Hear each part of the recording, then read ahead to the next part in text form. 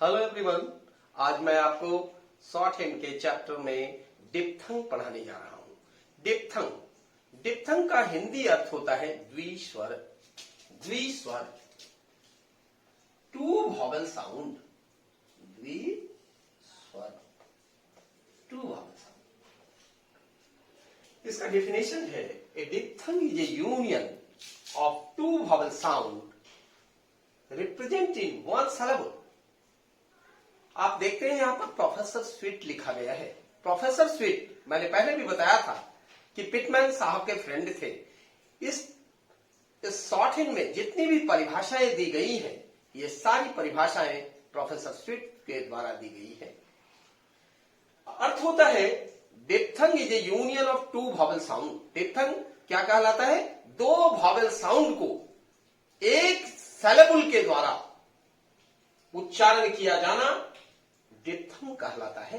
Syllable का अर्थ क्या होता है? एक श्वास में हम जितना बोलते हैं, यानी एक श्वास में हम जितना बोलते हैं उस पे दो वाउल साउंड का उच्चारण डिप्थंग कहलाता है। इसके लिए एक फॉर्मूला बनाया गया है, आई नाउ एंजॉय म्यूजिक। आई के लिए यह साइन दिया गया है, नाउ के लिए आओ, इंजॉय में वाई एंड यू में म्यूजिक में यू। फर्स्ट थ्री मतलब कहने का मतलब हुआ पहला फर्स्ट प्लेस पर लगता है आई, थर्ड प्लेस पर लगता है आओ, वाई फर्स्ट प्लेस पर और यू थर्ड प्लेस पर। इसमें सेकंड प्लेस पर कोई डिप्थंग नहीं लगता है। कहने का मतलब हुआ आई में आई, नाउ में आओ, इंजॉय में वाई और म्यूजिक में यू। आई जैसे कहने से आई में दो भावेल आ ई, वाई ओ आई वाई, उच्चारण पर ध्यान देना है। इंजॉय आओ, नाउ में आओ, इंजॉय में वाई, म्यूजिक में यू। पहले था ऊ, डबल ओ इक्वल टू ऊ। The signs for I and Y are written in the first place.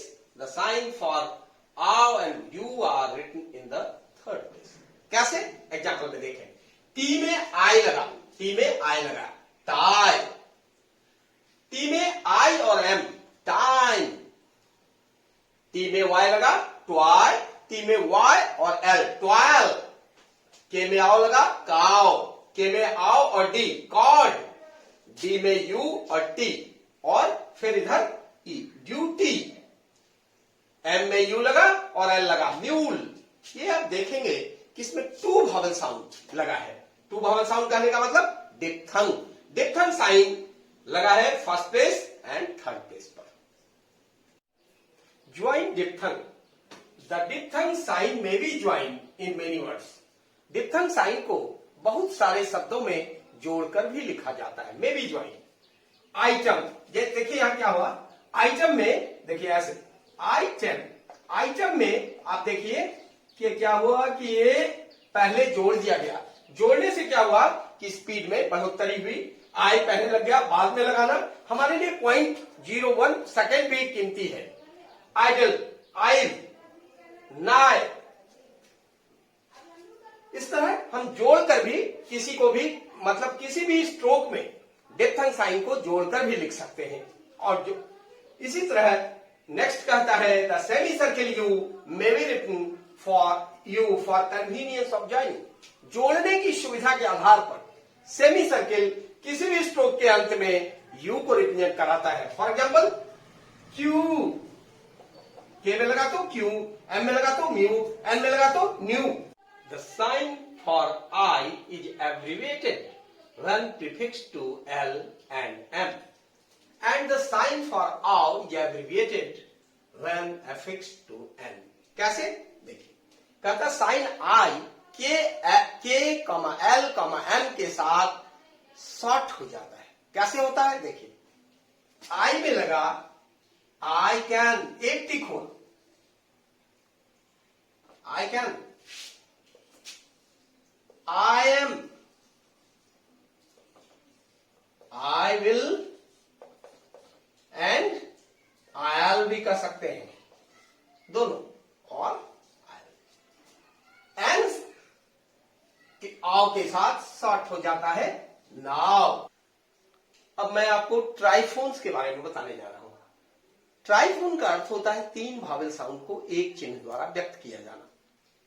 A small tick attached to a diphthong sign represents any vowel immediately following the diphthong. कहने का मतलब हुआ कि डिप्थंग sign में एक small टिक attach कर दिया जाए तो ट्राइफोन को रिप्रेजेंट कराता है। ट्राइफोन का अर्थ होता है तीन भावेल साउंड। आप देखिए फॉर एग्जांपल डायरी, डी, यहां पर देखिए आई लगा और एक टिक लगा दिया गया, डायरी। लॉयल, यहां देखिए क्लियर है, लॉयल, एल में वाई और एल। अब देखिए ऐसा राइट, RIOT, राइट। ये क्या हुआ, डिप्थंग साइन में एक स्मॉल टिक लगा देने पर ट्राइफोन हो जाता है। ट्राइफोन का अर्थ होता है तीन भावेल साउंड।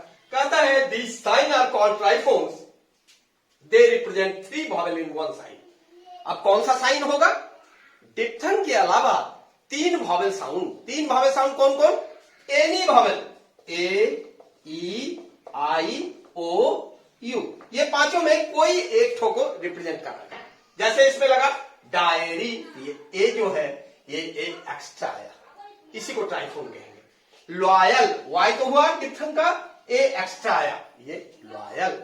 राइट, ये ओ एक्स्ट्रा आया, इसके लिए इसको ट्राइफोन कहेंगे। Abbreviated W, the initial sound of W before KGMR is represented by a right semicircle। कहता है कि KGMR के पहले राइट सेमीसर्किल लगा देने पर इनिशियल साउंड W को रिप्रेजेंट कराता है। कैसे, देखिए W, वेक, विग, वोमनिस, वियर, वरी। ये क्या हुआ, राइट सेमीसर्किल, राइट सेमीसर्किल। और when W is preceded by a vowel, the stroke W must be written। यदि W के पहले vowel पढ़ना हो तब W को पूरे स्ट्रोक से लिखा जाता है। यहां क्या हुआ, पहले W पढ़ना है और यहां पर W के पहले यदि vowel आता हो तो पूरे स्ट्रोक W को लिखना ही पड़ता है, नहीं तो ये रिप्रेजेंट नहीं करा पाएगा W को।